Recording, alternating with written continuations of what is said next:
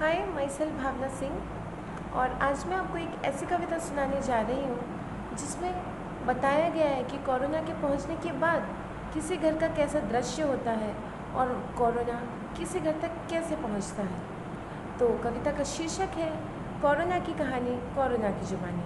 तो आइए सुनते हैं, सुनिएगा। मैं कोरोना हूँ, बड़ी दूर से आया हूँ। मैं कोरोना हूँ, बड़ी दूर से आया हूँ।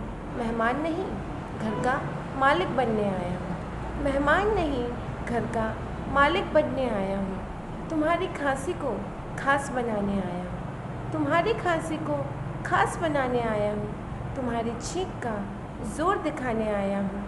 मैं कोरोना हूँ, बड़ी दूर से आया हूँ। सर का दर्द मामूली नहीं, सर का दर्द मामूली नहीं, ये समझाने आया हूँ।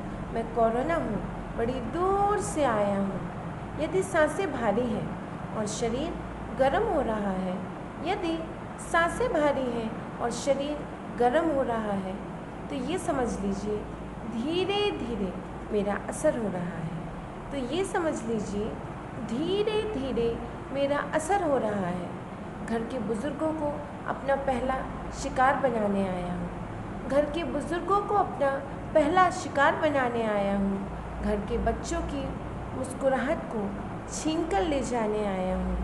मैं कोरोना हूँ, बड़ी दूर से आया हूँ। तुम्हारे घर के कोने कोने को, तुम्हारे घर के कोने कोने को अपना बनाने आया हूँ। जो कभी नहीं देखा होगा ऐसा मंज़र दिखाने आया हूँ।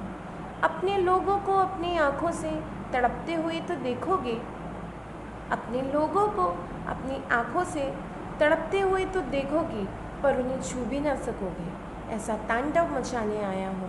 मैं कोरोना हूँ, बड़ी दूर से आया हूँ। तुम्हें पता भी नहीं चलेगा, तुम्हें पता भी नहीं चलेगा मैंने तुम्हें कब डसा, और तुम्हें याद भी नहीं आएगा, और तुम्हें याद भी नहीं आएगा मैं तुम्हारे रगों में कब, कहाँ और कैसे बसा। खैर, मैंने तो तुम्हारा घर भी नहीं देखा था, मैंने तो तुम्हारा घर भी नहीं देखा था, तुमने ही दिखाया था। पाबंदियों की सारी जंजीरें तोड़कर, पाबंदियों की सारी जंजीरें तोड़कर तुमने ही मुझे अपनी पलकों पर बिठाया था। पाबंदियों की सारी जंजीरें तोड़कर तुमने ही मुझे अपनी पलकों पर बिठाया था।